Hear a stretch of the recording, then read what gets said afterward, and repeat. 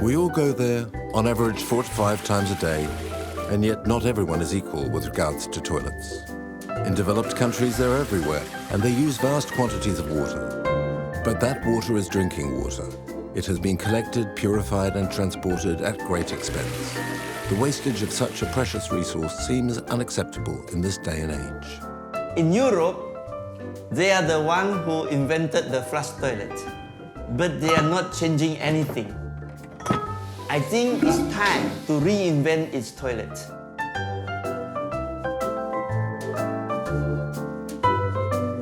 Reinvent them, yes, for those that have them. But for the third of humanity with no access to toilets, what do we do about the health crisis? This is a container of human feces. Inside there could be over 200 million rotavirus, 20 billion Shigella bacteria. So in places without sanitation, you've got way more than that. And that's what kids, when they're out playing, they're being exposed to all the time. Before this challenge, faced with this taboo, it really is time to take a look at toilets from the other side of the lid.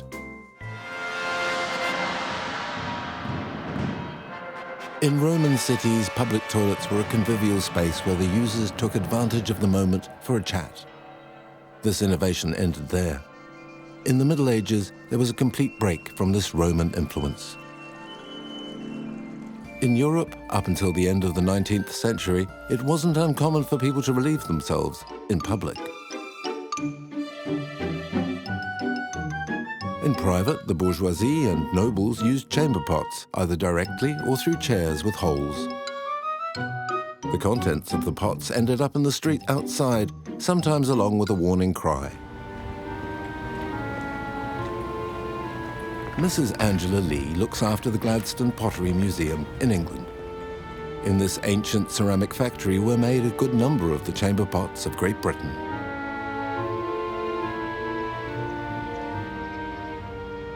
In the 19th century, public defecation was a lot more tolerated in some ways because it had to be.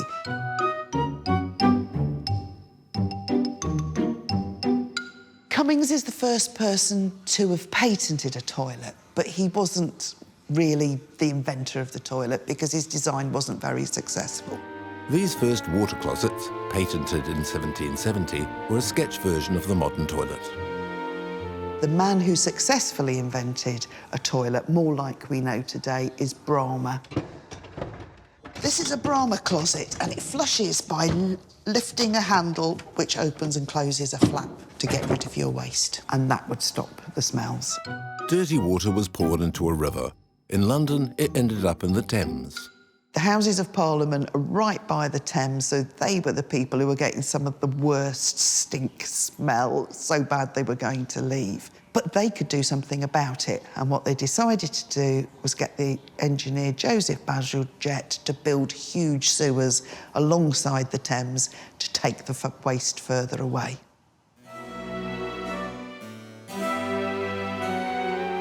Before there were sewers, city dwellers drank the river water which ran through the cities. They died in masses from cholera, typhoid, and hepatitis. People have always needed toilets, so yes, disease was a call to action, but really it was more about keeping us away from smells and thinking about it. Quite unthinkable to leave an unpleasant odour in the loo. Imagine the shame. In the 20th century, sewer systems became widespread and hid excrement from sight. Thinking things had been dealt with, the old continent and the Americas stopped innovating. Unlike in Japan, where users have high-tech, comfortable seats suitable for reading and meditation. The Japanese and South Koreans have a real culture of cleanliness, a true passion for toilets. This cultural relationship changes their attitude. The sophistication and innovation of their toilets is always getting more and more advanced.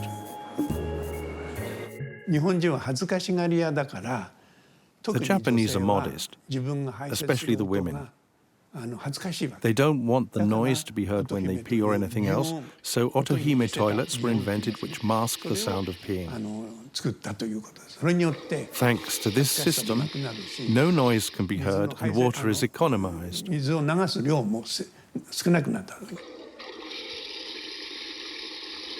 So we developed Otohime, a device which generates the sound of a toilet flushing for 25 seconds, and that works. This is no joke. Toto, the maker, is listed in the Guinness Book of Records for the number of its patents.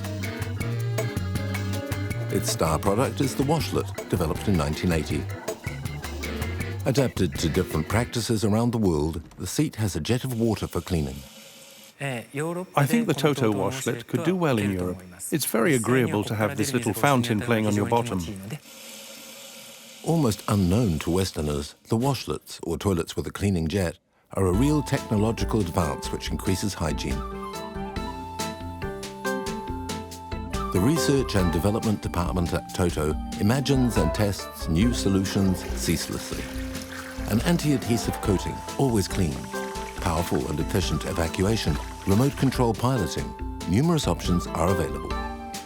Heated seats, deodorizing, secure automatic closing.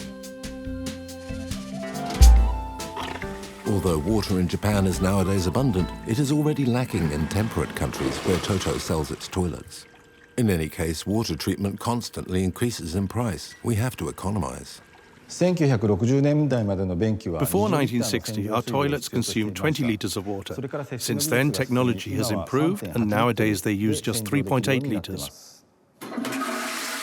In the West, our toilets use on average 9 litres of water. Only the most recent are equipped with a double-button flush control of 3 or 6 litres. On the other hand, the smaller flush is often insufficient, even for a little paper.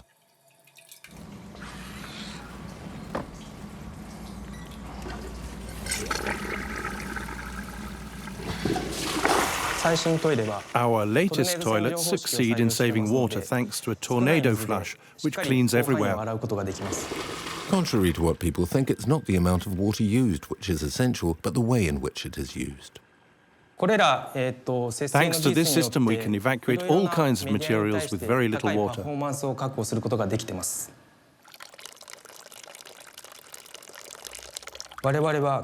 We've also invented a new kind of toilet lid that stops urine from coming out when a man urinates sitting down.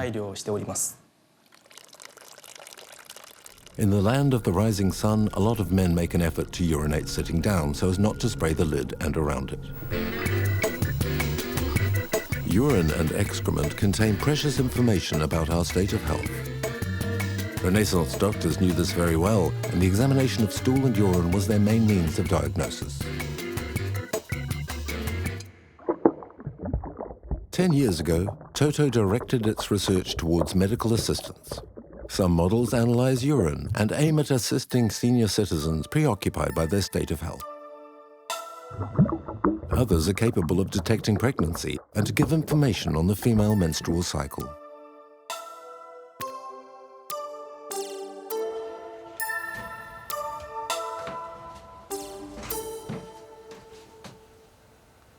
These intelligent toilets are mainly installed in clinics.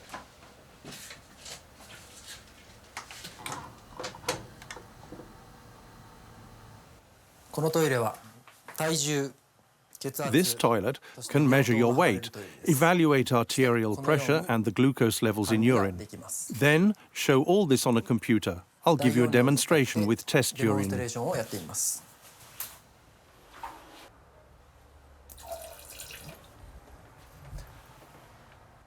The glucose level in the urine is a little high. This level is measured by a retractable biocaptor installed in the upper part of the seat. This captor was developed by Professor Karube. This biocaptor, which we've installed in the toilets, is a system which detects the glucose level in urine. From this level, we calculate the blood sugar level. Will the use of this type of equipment become widespread? For the moment, intelligent toilets haven't had the success that was hoped for. The first limit of the biocaptors is their lifespan. Usually the chip has to be changed after 150 to 200 uses. That's the problem. The second limit is due to the current health system. If doctors had accepted the glucose level in urine as a reference, everyone would have bought this system. But at present, doctors still require the glucose level in blood and not in urine. At €6,000 each, intelligent toilets for urine were too expensive and clashed with the lobby of doctors. Japanese scientists are now turning their research towards the large intestine. I want to develop the toilet to see what kind of bacteria is living inside your body as quickly, simply, and in as cheap a way as possible. So, to extract information for bacteria living there, we need poo, because poo is better than pee. Fecal matter in fact contains a lot of bacteria from our intestines, while urine is sterile. These bacteria inform us about our microbiota and, as a consequence, about our state of health. Professor Yamada's project is to design an intelligent seat adaptable to any toilet. The washlet, that is, you can attach the washlet is, onto your you toilet. can attach the washlet onto your toilet. That is, I think, the best. If you can attach equipment to extract the fecal information from your toilet, and then you can send the information to the cloud. You can analyze the data, and then you can see your information on a smartphone.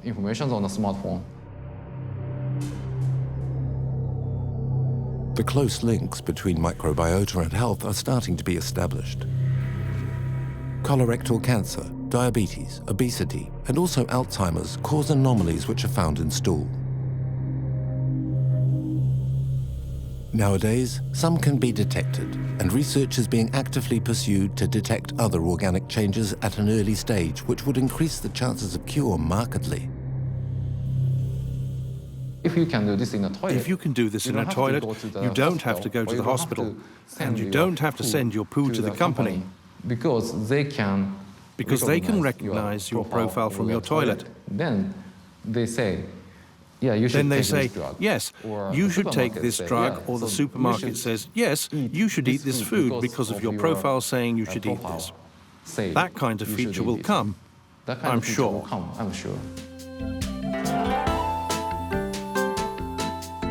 For toilets to become health equipment, populations have to accept this, which means that a profound change in mentalities would have to happen in many countries.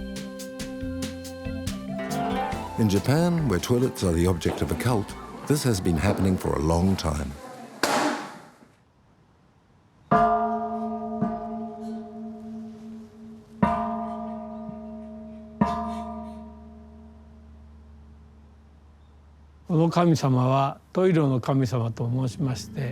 This is Ususama Mayu, the god of toilets. He is there to protect our bowels from illness.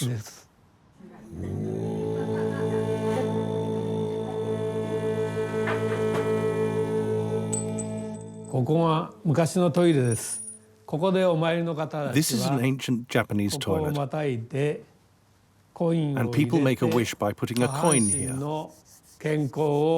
They wish to be in good health at the toilet.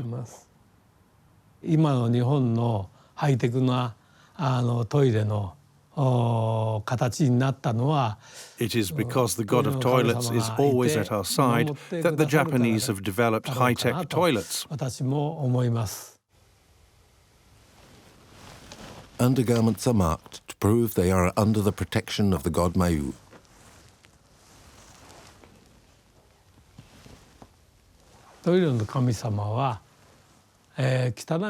This god of toilets has the power to transform that which is dirty to clean, and is placed today as a protection in the toilet. Some families, when inaugurating a new toilet, place the god Mayu on a cushion, sat on the bowl, and they drink green tea and eat rice cakes. The god of toilets doesn't really exist, but we take care of the cleanliness of our toilets as if there was in fact a god. That's the ethos. Japan thinks, rightly, that toilet culture contributes to the image of their country as being at the forefront of the health and hygiene sector. Japanese products, in which are expressed the technological advances made in other domains, are an economic advantage. In South Korea, doubtless through imitation of its great and powerful neighbor, which largely inspired Korean industrialization, toilets are a cutting-edge product as well.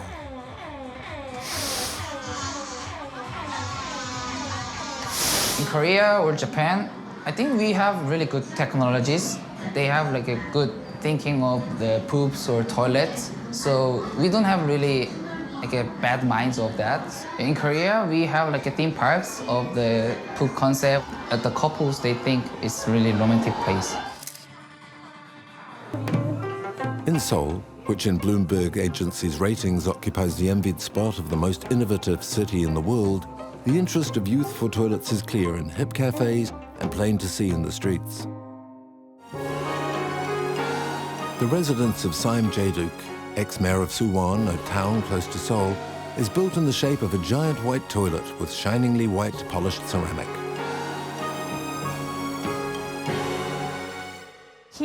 This is Sim Jae-duk, the founder of our Mr. Toilet House. He built his house to celebrate our foundation, the World Toilet Association. This building has become the center of the WTA, the World Toilet Association, which has been at work since 2007 promoting hygiene and the end of prejudice.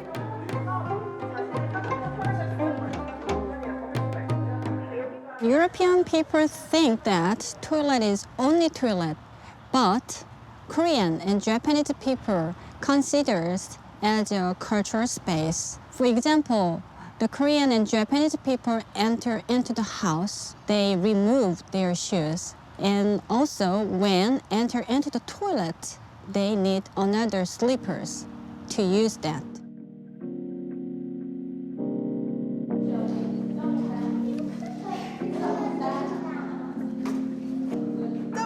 One, two, three, push.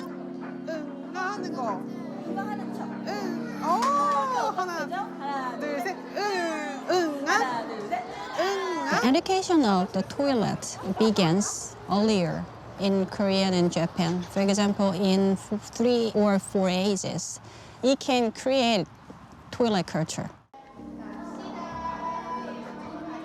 The Koreans have had their sanitary revolution as well and now talk freely and without shame about their toilets. This starts in nursery school. There are over 500 books about the toilet culture in Korean.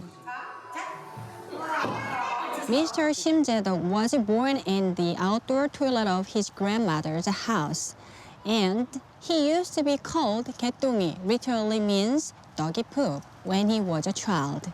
And he played a leading role to develop the toilet culture when nicknamed Mr. Toilet in his later years.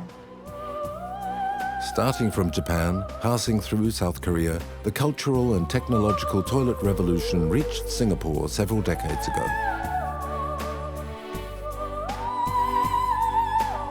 In Singapore, Jack Sim is another hero of the environment. At 40, this accomplished and charismatic ex-businessman created the WTO, the World Toilet Organization. Like its Korean cousin, it informs public opinion and raises funds for innovative projects for those that desperately need toilets. Sometimes they call me Super Lou, sometimes they call me Mr. Shit, but a common name, Mr. Toilet, now it's stuck. I'm very happy because it is a name that can be used by everybody to promote toilets all over the world.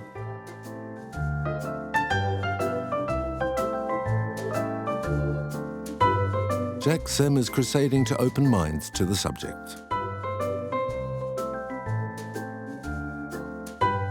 The last item that is a taboo is the toilet, because nobody wants to speak about the toilet. So I want to talk about toilet because if we don't talk about it, we cannot improve.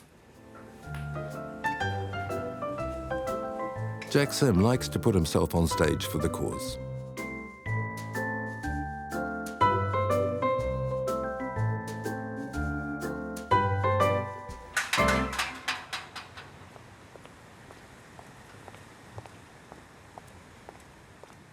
To break the taboo, we use the humor.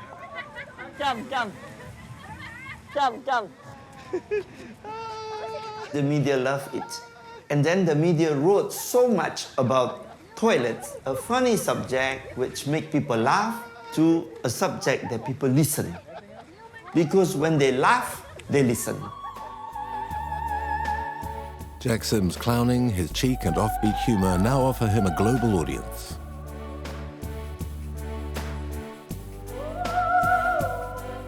In the 2013, the United Nations adopted our founding day, 19th of November, as the official UN World Toilet Day. The message is sometimes spread by somewhat old-fashioned means, but the UN is convinced that everything has to be tried to end the unbearable scandal of the lack of sanitary conditions which, every year, hits millions of victims, and that the waste of water in developed countries has to stop. Mr. Bill Gates put more than $200 million in changing the technology, that this kind of movement would never have happened before the toilet subject is legitimized. I want to talk to you today about toilets. Bill Gates moves from computers to loo paper. A decade ago, I didn't think I would be able to tell you so much about poop. I definitely didn't think that my wife would have to tell me that in some cases I'm talking too much about toilets. Our goal is to create a multi-billion-dollar business opportunity that at some point is getting by without any sort of philanthropic grant money, that it really just evolves into companies competing to provide the best product. To start up this virtuous cycle, Bill Gates launched a competition with his foundation so that scientists could completely reinvent the equipment, which really hasn't changed much in 2 centuries. Terrible. But where were our toilets technologically before Bill Gates financed their innovation? Separating urine from solid waste and using one or the other instead of sending them to a treatment plant is a promising solution. Urine contains many nutrients, and since it is sterile, can be easily recycled. But fecal matter is loaded with pathogens and so more difficult to reuse. NoMix Toilets, developed in Switzerland 20 years ago by the research centre IRWAG, are designed to collect urine and stool separately so as to reuse them.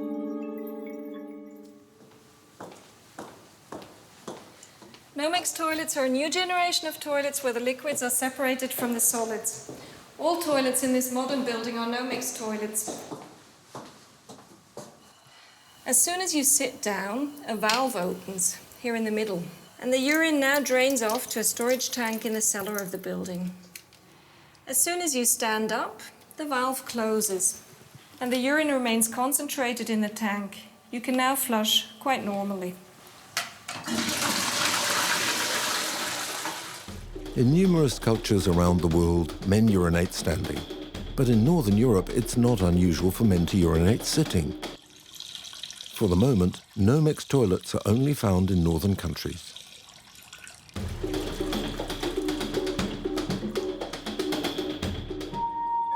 Beyond the restraints of culture, concentrated urine badly coats drains with scale. However, this technology offers many advantages. It stops nitrogen from urine entering the water supply and also means that precious fertilizing elements like phosphorus can be recovered.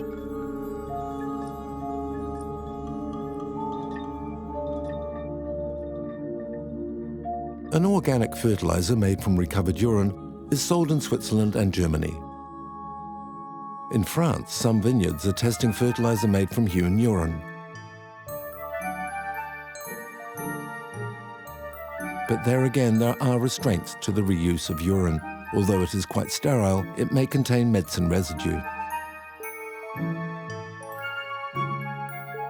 Anyway, the population often are psychologically opposed to using our own matter for growing food. This repugnance appeared quite recently because for a very long time, human and animal excrement were the main fertilizers used in agriculture. But the youngest amongst us have forgotten that. Even though the concept is an old one, dry toilets to recycle human waste have always had fervent supporters. For a long time, dry toilets were that. A poo, a little sawdust. Then we went on to something else. Dry toilets of today, on the contrary, are now at the forefront of innovation. In these new generation dry toilets, fecal matter is taken on a moving belt and stocked in this reservoir. Urine descends by gravity and is stored in this container. In reality, the storage for urine and excrement are hermetically sealed boxes.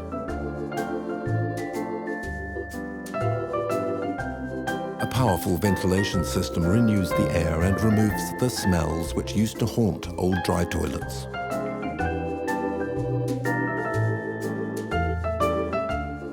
Go on, Pete, Bernard. Urine is collected and directly reused, drop by drop, to fertilize nearby plants. This type of toilet is installed in major urban centers, notably Paris.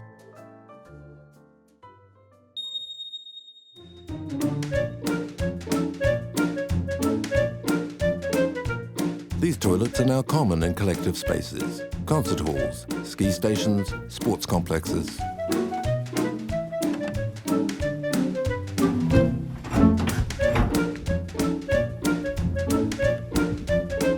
Some private citizens have taken the step too. So, Christian, how long have you had this put in? Well, a bit over 2 years. What sort of savings have you made? Well, listen, it's about 30 cubic meters a year. That's 10 cubic meters per person. That's a lot. In Germany and in countries of Northern Europe, the separation principle is already used in housing. In France, some pioneers are clearing the way. So nowadays we manage to install this type of toilet, even in housing blocks, notably with our first try at Dol de Bretagne, where there were 24 units, that's 60 people who are to be equipped with this sort of separation system, which permits treatment of all the waste of 60 people.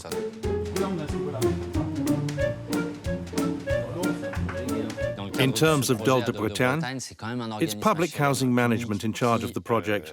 And so that proves that even institutions are starting to change, which we can be happy about. Fecal matter is collected once every 6 months from the unit to be composted outside the building. The urine is collected in the basement, takes up about the space of a car park place, and is reused by a local market gardener, which means that it's completely possible nowadays to put separating dry toilets inside buildings, even on several levels. This technology is particularly adapted to new urban zones constructed at the edges of towns and close to fertilizer users. Difficulties in stocking and transporting waste remain a real restraint in towns.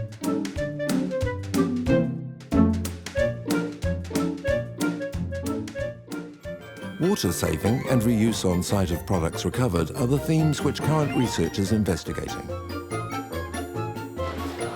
The Bill and Melinda Gates Foundation supports the work of several scientific teams which are exploring different ideas.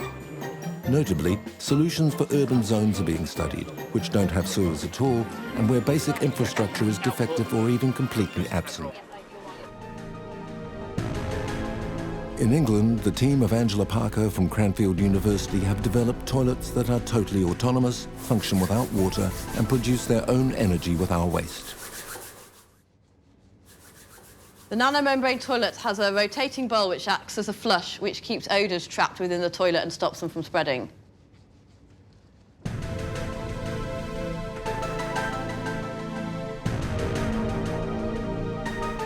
The excrement falls on a trapdoor that pivots on its axis when the user has finished. The base of the toilet is then blocked and no smell can escape. When you go to the toilet, in Europe, you flush the toilet and your waste is transported to a sewage treatment works, and there's lots of different processes that happen in a sewage treatment works. When you use a nanomembrane toilet, all those processes are contained in a small footprint unit and converts it into clean water and ash. A worm screw sends the solid excrement into a mini combustion chamber which produces energy by reducing it to ashes. The liquids are filtered by a nanomembrane with extremely small pores, a millionth of a meter, which let only water pass and hold back substances carried in the urine. At the exit, perfectly sterile water is obtained which can be used for gardening and other domestic uses.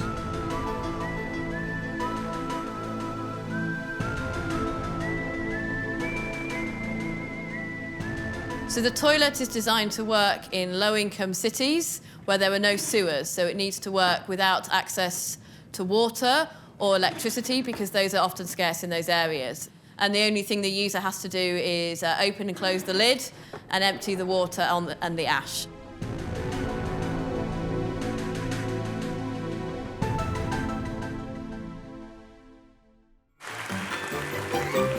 Another highly qualified team from well-known Caltech, the California Institute of Technology, has designed a recycling system.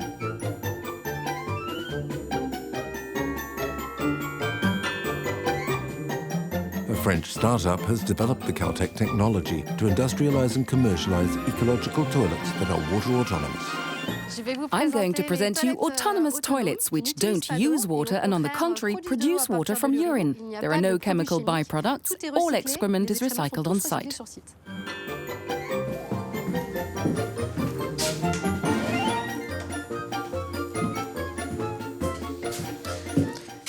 These are Weco toilets, normal water toilets. And behind this is technology.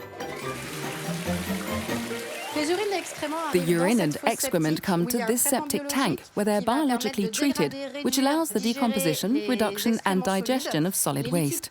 Liquid goes into the electrolytic reactor. You can see the little bubbles, which is the process that allows the destruction of bacteria and water clarification. And this leads to clear, treated water such as we're used to, which is then filtered and sent to a tank to be reused for flushing the toilet indefinitely in a closed circuit.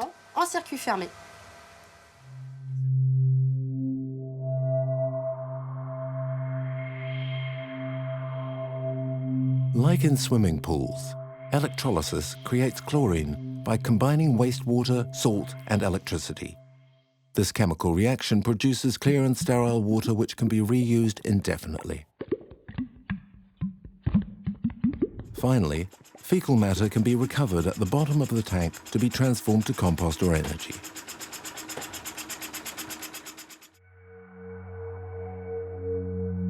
At the moment, the first toilets like this are in service in public structures or installed in private homes that aren't connected to the sewer system. Water in France isn't expensive, so we have a tendency to look upon it as an inexhaustible resource. We're connected to sewers everywhere. In the 80s, everything was supposed to be connected to the network. That's why we now say, free ourselves from that. We have all the infrastructure, but on the one hand, the water resource isn't inexhaustible. The rivers which bring our drinking water will drop by 10 to 40%. Also, maintaining a treatment system is extremely expensive, and in environmental terms, there are a lot of leaks, estimated at up to 20%. So our technology will be useful for tomorrow in France, but it is useful already right now in developing countries where there is no sewer network. India is an ideal experimental field for prototypes that aim to break away from classic toilets. A symbol in itself here where the construction of millions of toilets has become a national priority and where ancestral practices are firmly rooted in the most disadvantaged layers of society. There are only 4 toilets in this shanty town, which has 15,000 inhabitants. And each morning, there are just too many people, so I always go to the toilet outside. The World Health Organization estimates that 80% of endemic illness in the country is associated with the lack of hygiene and dirty water.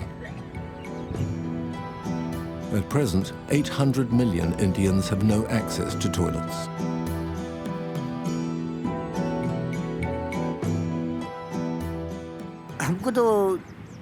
I've always done this. I feel better when I'm outside. My intestines work better. I don't like being enclosed. And there are smells in the toilets as well. Here there's fresh air and you can sit down naturally. The problem in India is that there was no culture of using toilets for hundreds and hundreds of years. They used to open defecation, and it becomes a mentality that this is normal. Now to change this, you can build the toilet, but you have to change the behavior to use the toilet. Various NGOs, as well as UNICEF, are launching communication campaigns with a funny side on Indian television channels and mobile phones.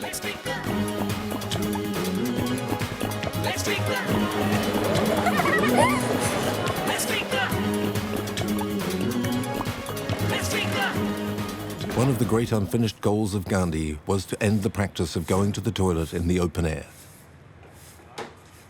At the launch of Operation Clean India, the head of government promised the building of 110 million toilets.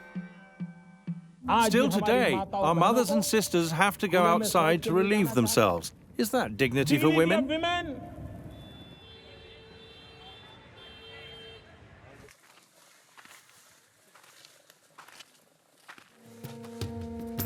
In rural areas, going to the toilets is a nightmare for women. Their modesty leads them to distant spots which are isolated and sometimes dangerous because of wildlife.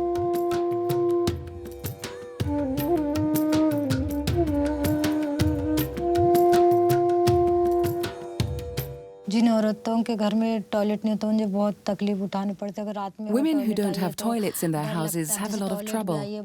For example, at night, if they want to go to the toilet, they're scared to go out.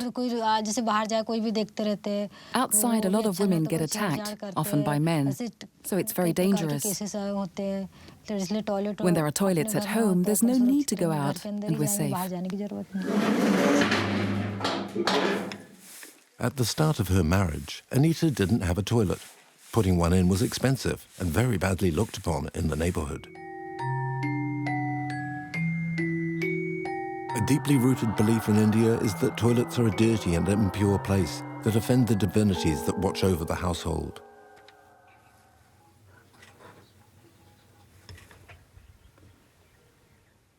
If my husband hadn't built toilets, I would have gone back to my parents. So I would never have had a family or children. And all that life. And all that life. My life would have been wasted for him as it would have been for me. Anita's struggle to have a toilet was reported by many papers and made into a film. The film with a star-studded cast called Toilets: A Love Story was enormously successful.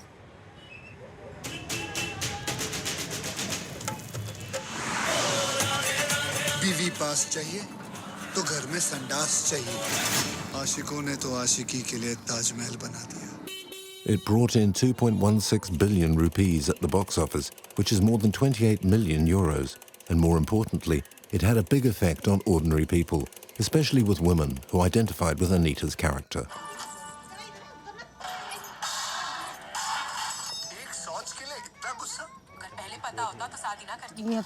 This story is the real story of our life. Yes, it's true. They made a very nice love story about toilets. When people see the film, they'll be inspired. About toilets. About women who are still suffering from this.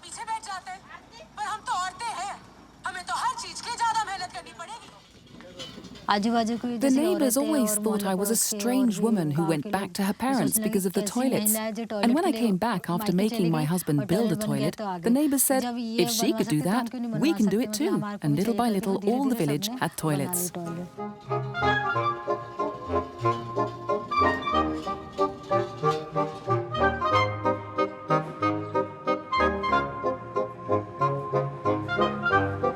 Anita's story showed the way. But there's still a long way to go. Traditional Indian society is structured by a hereditary caste system that determines the trades that can be practiced. The Untouchables, the lowest social caste, are responsible for cleaning toilets. Our Prime Minister said, toilets are more important than temples. Than temples. So, let's go. Temple. Thank you. For 40 years, Dr. Pathak has been called the toilet guru and has devoted himself to changing the image of toilets and that of the Untouchables. Gandhi gave importance to toilets. He said he wanted independence for India later on. Clean India first. Everything to do with excrement is impure, and it cannot be manipulated except by the Untouchables, the caste which is the most discriminated against and despised of India.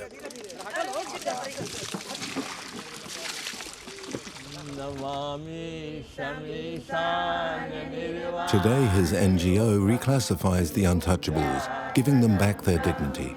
They are the persons who... They are the people who used to clean human feces. Till 2003. Now they've become free. Now they don't have to clean human feces. Now they get education. In spite of recent legislation which forbids old-fashioned toilets where the tank can only be emptied by hand, they exist still, and it is still untouchable women who empty them. Devi empties the family toilets of this house once a week.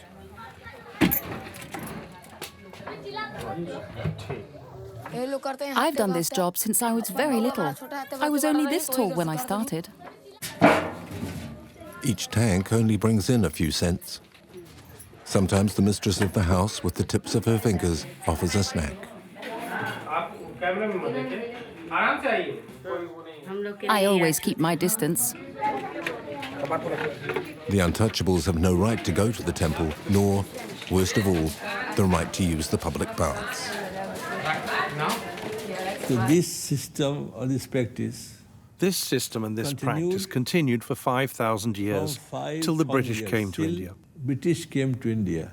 They put up a sewage system in Calcutta in 1870. But the technology was so costly, it was not possible to end the practice of manual cleaning by Untouchables.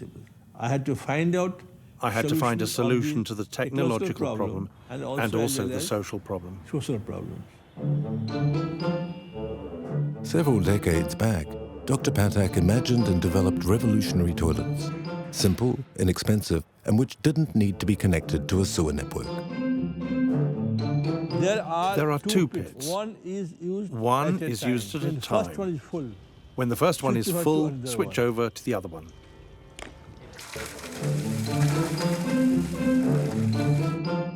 The contents of the first tank then was used as fertilizer for crops. The technologies which I invented, they're all free from patents, so the poorest or the poor person can utilize them, can get the use of our technology. The facilities of our technology. The unit cost of installation varies from $20 to $500 according to its complexity.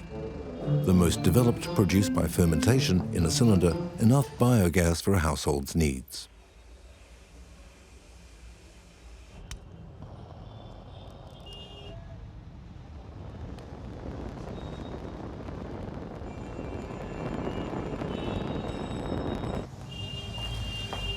Hello.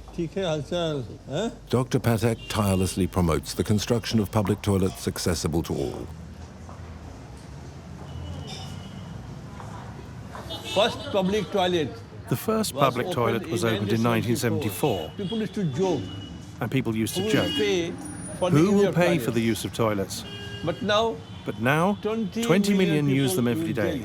If we have proper facilities, clean bathrooms, nobody minds paying a small coin.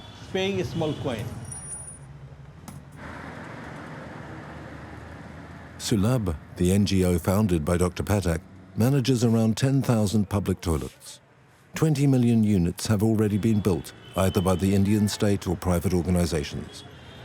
The objective is to build 100 million, at the same time experimenting with new concepts.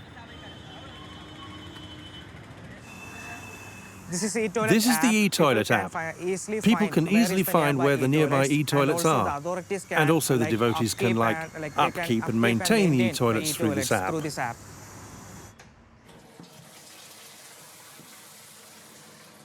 E-toilets can be connected to three options. One is normal sewage-like. It can be connected. The second one is we have a dedicated on-site treatment system, which is using anaerobic treatment.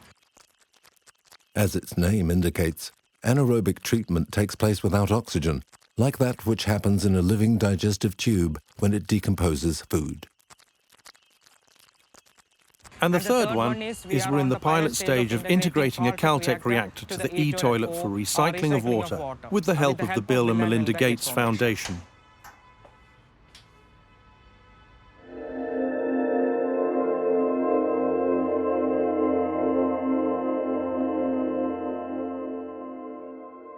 % of e-toilets are trying to integrate the Caltech system. This system works with solar power, and also in the future, we will be trying to produce electricity as well as hydrogen from this reactor. What we need to do now is to ask people to see the toilet as a status symbol, like a Louis Vuitton handbag. We have to drive the demand, and then we have to make them use the supply. The industrialization of the production of sewerless toilets and the development of technical processes will bring about a fall in prices which one day can be brought within the reach of the most modest households. India will then have the hygienic revolution that Gandhi dreamed of.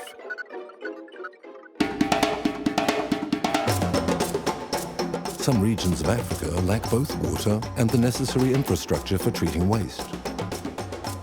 The Bill and Melinda Gates Foundation has helped to develop the first mini water treatment plant called the Omni Processor. In many African towns, but also in Asia, waste falls into old-fashioned tanks, which have to be emptied regularly with more or less mechanized methods. Up till now, the waste collected was often thrown into the rivers.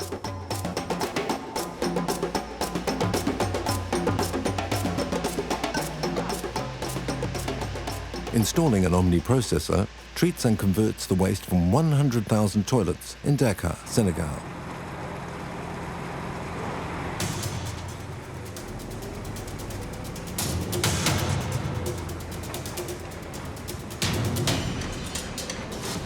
Here we transform every day 12 tons of fecal matter taken from emptying solid waste into ashes used to make biofertilizer, steam to produce electricity, and distilled water which can be used in motor vehicles. I am very impressed with the solution we're seeing here. It generates electricity, it generates clean water. It will grow to every corner of the earth that needs it because it makes money every day. It's water. Solid waste is heated to more than 1,000 degrees Celsius. Organic pathogens are destroyed and the steam produced drives turbines, which generate the electricity of the complex. After exiting the turbines, distilled water is collected. According to its designers, the machine can thus produce around 11,000 litres of drinking water per day from an abundant and inexpensive resource.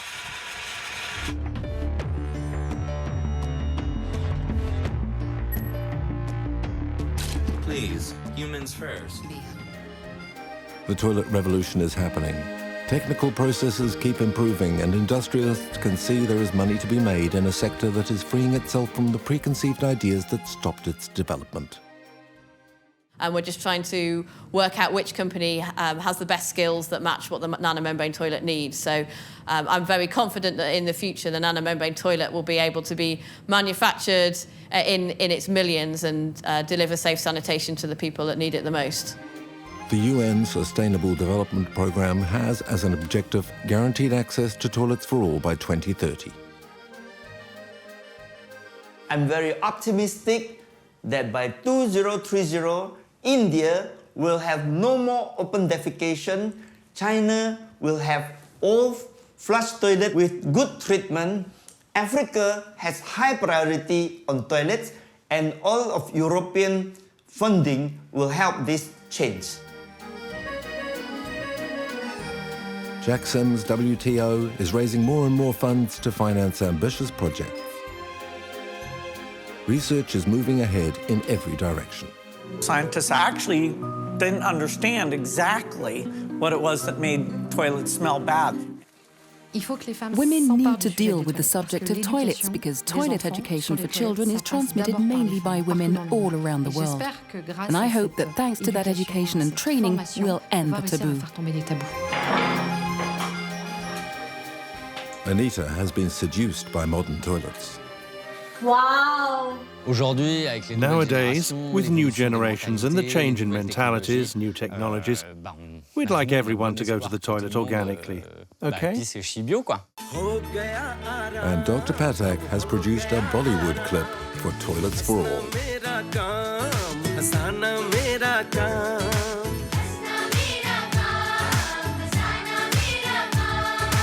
हंस के दिखा दो, हंस के दिखा दो, हंस के दिखा दो जी